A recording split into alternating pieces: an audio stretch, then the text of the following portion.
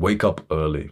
Now, either choose to wake up early or to stay up late. But I think that you should have either one of these extreme, like this pocket of window, very early in the day or very late at night, where no one can contact you. And that's when you can work on something which is really, really important. This is building up to the most important productivity tactic that I could be telling you about.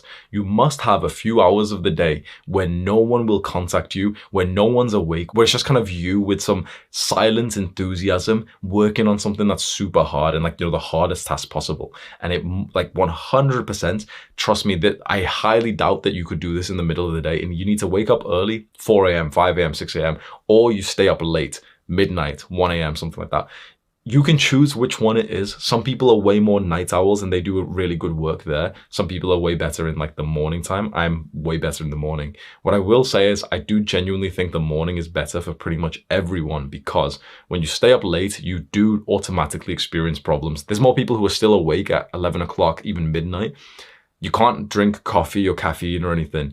If you see any bright lights or any lights from your computer past about 10 p.m., it really does start to fuck up your mental health. Like Andrew Huberman talks about this a lot, that if you look into the computer or phone past 10 p.m. or 11 p.m., it starts to produce depressive symptoms inside of you because it's totally unnatural to see light at that time. When you wake up early at 5 and you see light, it's absolutely fine. It's actually kind of healthy.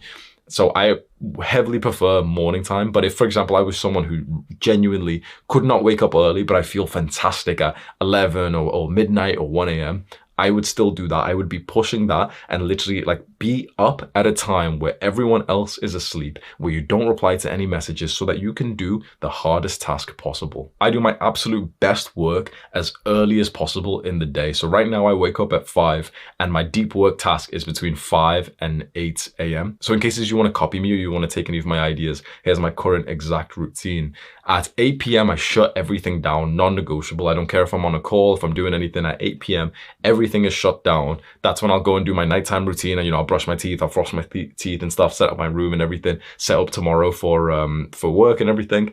Then I'll get into bed and I just read sideways, lying down. The whole room is dark, but I have a Kindle which is on the lowest brightness. And when you read literally to the point that your eyes close, you have perfect sleep.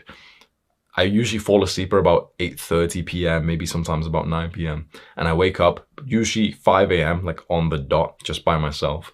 Wake up, first 10 minutes, 15 minutes, I'm just quickly going to the toilet, drinking some water, go downstairs, and I'll look at bright light, I'll look at the sunlight. Right now, this sun, which is out at 5 a.m., so I'm getting that into my eyes. Andrew Huberman says it's good. Then at about 5:15, I come up and I literally just do deep work till 8 a.m. So I'm working on the full guides for the script and everything. It's a very mentally demanding, super hard task. No one can disturb me. No one's awake. I'm not checking messages. No one's awake in my house, so I'm just working on that.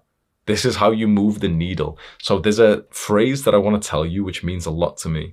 It's called eat the frog. The idea is, I think some philosopher or something made this, but the idea is that if you eat the frog first, the hardest thing, if you do the most gross thing, the hardest thing first, then the rest of your day is going to be easier and better. Most people do the opposite thing. They've got something hard that they really don't have motivation for, and they'll keep pushing it on, pushing it later, till eventually it's their entire day has just been kind of stressed out by that thing that they're pushing later. And sometimes they don't even get it done. So you wake up and you do the hardest thing straight away whilst your brain's really fresh, and then you've got an easier day after that. So when I wake up, I focus entirely on these full guides because that's my main thing. That's the hardest thing I could possibly be doing. And I'll just be scripting the video, I'll be researching it, I'll be editing my script and everything, and then I record the full guide as well. This is the real me time. This is when I wake up, no one can bother me, and I can focus on dedicating myself to my craft. And I really think that I'm moving things along, and so you can copy this. So the first thing you've got to do is figure out, are you going to be a morning person or a nighttime person? I really think you need to be one, and I think the more extreme that you can push the time, the better. If you can wake up at 4 a.m. or 5 a.m. and then start to adjust, the rest of your life to it, the sleep schedule and everything to it, fantastic.